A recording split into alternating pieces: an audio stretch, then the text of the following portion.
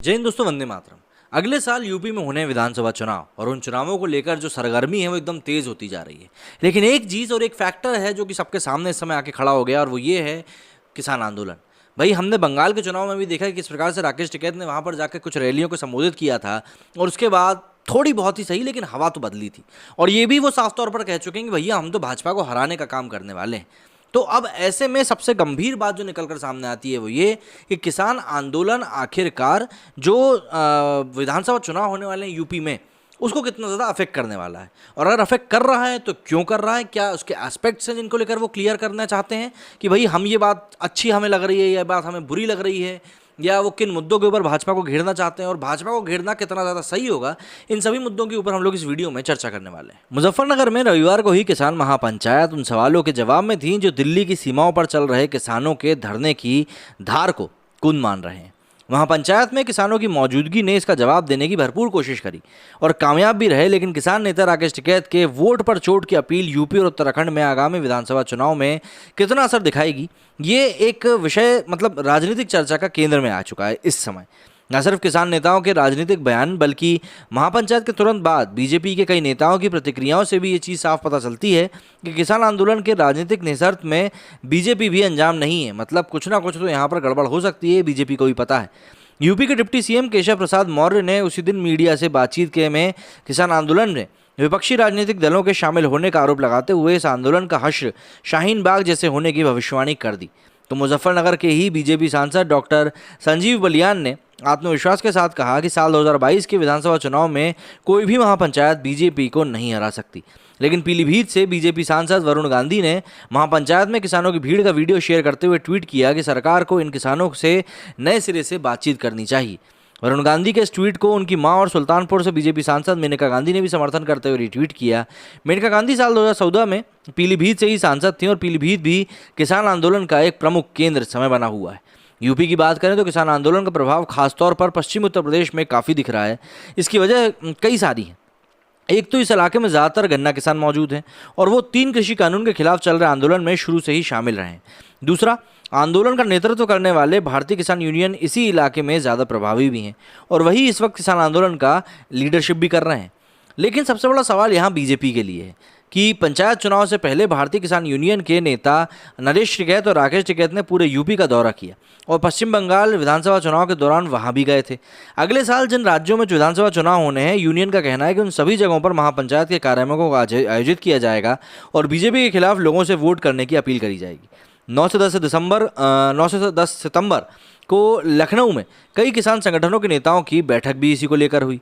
जाहिर सी बात थी कि इसको लेकर भारतीय किसान यूनियन के प्रवक्ता राकेश टिकैत बीबीसी से बातचीत में कहते हैं कि पश्चिमी यूपी से ही बीजेपी का यूपी में झंडा बुलंद हुआ था और यहीं से इनकी उल्टी गिनती भी शुरू होगी। किसानों ने ही बीजेपी की केंद्र और यूपी में सरकार बनवाई, लेकिन अब सरकार इन्हीं किसानों की बात नहीं सुन रही। किसान वोट देकर सत्ता दिला सकता है तो वोट की चोट देकर गद्दी से उतार भी सकता है। बीजेपी ने पंचायत चुनाव में इसका स्वाद अच्छे से चखा है, लेकिन वो दिख रही है कि इन सबसे वो बेफिक्र हो चुकी है। पिछले 3 चुनाव में यानी साल 2014-19 के लोकसभा चुनाव और साल 2017 के यूपी विधानसभा चुनाव में पश्चिमी उत्तर प्रदेश में बीजेपी को यहाँ से बड़ी जीत मिली थी। लेकिन किसान आंदोलन की वजह से अब स्थितियाँ बहुत हद तक बदल चुकी हैं। किसान आंदोलन शुरू होने के बाद पहला अहम चुनाव यूपी में पंचायत चुनाव हुए और सीधी मतदाताओं की ओर से चुने जाने वाले जिला पंचायत सदस्यों की समाजवादी पार्टी और राष्ट्रीय लोकदल को अच्छी खासी इसमें जीत भी मिली थी। भारतीय किसान यूनियन का राष्ट्रीय लोकदल को समर्थन हासिल है। दूसरे किसान आंदोलनों से पश्चिम उत्तर प्रदेश के सामाजिक समीकरण भी काफ़ी बदल चुके हैं। साल 2013 में हुए मुजफ्फरनगर के दंगों के बाद छिन्न भिन्न हुई जाट और मुस्लिम एकता को किसान आंदोलन ने एक बार फिर मजबूत कर दिया है। बीजेपी के एक वरिष्ठ नेता नाम न बताने की शर्त पर कहते हैं कि किसान आंदोलन का नुकसान बीजेपी को जरूर होगा, लेकिन सिर्फ पश्चिमी उत्तर प्रदेश में। उनके मुताबिक इस आंदोलन का यूपी के अन्य हिस्सों में ना तो प्रभाव है और ना ही कृषि कानून कोई मुद्दा। जानकारों के मुताबिक 100 से भी ज़्यादा विधानसभा सीटों की क्षमता वाले पश्चिमी उत्तर प्रदेश में बीजेपी के पास इस वक्त 80 से ज़्यादा सीटें हैं। लेकिन ये स्थिति तब बनी थी जब किसानों और खासकर के जाट समुदाय ने बीजेपी का भरपूर समर्थन किया था।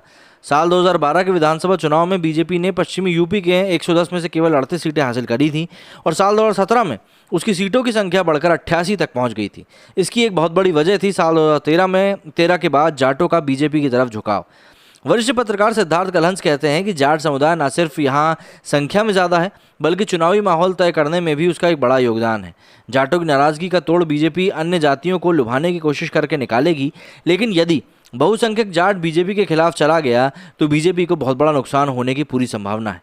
न सिर्फ पश्चिमी उत्तर प्रदेश में, बल्कि भारतीय किसान यूनियन और किसानों का संयुक्त मोर्चा पूरे उत्तर प्रदेश में पंचायत और सभाएं करने की तैयारी कर रहा है। यही नहीं, मध्य यूपी और पूर्वांचल के किसान संगठन का भी इस मुहिम के साथ लिया जा रहा है। राष्ट्रवादी किसान क्रांति मोर्चा के अध्यक्ष अमरेश मिश्र कहते हैं कि अवध क्षेत्र के करीब 10 जिलों में किसान पिछले 9 महीने से गाजीपुर बॉर्डर पर चल रहे धरने में शामिल हो रहे हैं। अमरेश मिश्र के मुताबिक अवध क्षेत्र में किसानों की नाराज़गी उतनी संगठित भले ही ना दिख रही हो, लेकिन ये कम कतई भी नहीं है। ये बात आपको समझनी पड़ेगी। हज़ारों की संख्या में किसानों ने हर दिन उन इलाकों से कूच किया है और आज भी बड़ी संख्या में यहाँ से किसान धरने में शामिल हैं ही, लेकिन इस बात को शायद ऐसा लग रहा है कि बड़े लोग समझ नहीं रहे हैं। वरिष्ठ पत्रकार और लंबे समय से किसान राजनीति को कवर कर रहे डॉक्टर अनिल चौधरी कहते हैं कि सरकार किसानों की कुछ मांगे यदि मान लेती है तो शायद किसानों का गुस्सा कुछ कम हो जाए।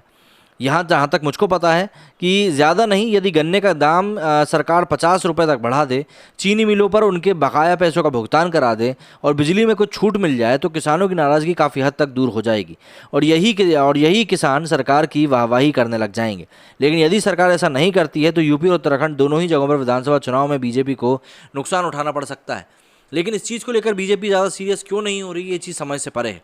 अगर कोई चीज़ आपको दिख रही है कि आपको आने वाले समय में चोट दे सकती है तो आपको उसका हल ज़रूर निकाल लेना चाहिए। भाई, खेल के बारे में एक बहुत महत्वपूर्ण बात कही जाती है कि आप कोई भी खेल तभी जीत सकते हो जब आप उस खेल में बने रहोगे। अगर आप उस खेल से पहले ही बाहर हो जाओगे, मतलब हार जीत का फैसला आने के पहले ही अगर आप बाहर हो जाओगे, तो आप उस खेल को जीतोगे कैसे? और यही सवाल इस समय सबसे बड़ा बनकर सबके सामने घूम भी रहा है।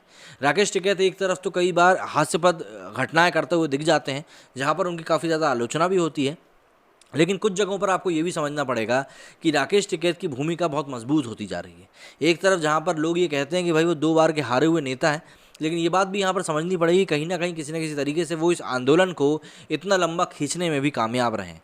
और देखिए, इतना लंबा खींचने में कामयाब रहने के बाद उनका कॉन्फिडेंस वैसे भी बढ़ चुका है। तो ऐसे में भाजपा को अब अगर अपनी ज़मीन बचानी है यूपी में, तो उनको समझना पड़ेगा और कुछ ना कुछ समीकरण निकालने पड़ेंगे कि किस प्रकार से वो इस पूरे किसान आंदोलन के माहौल में यूपी के चुनाव को लड़ सकते हैं।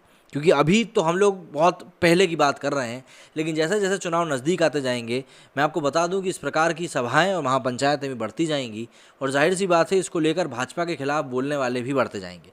इसका फ़ायदा ज़रूर विपक्षी पार्टियां उठा सकती हैं।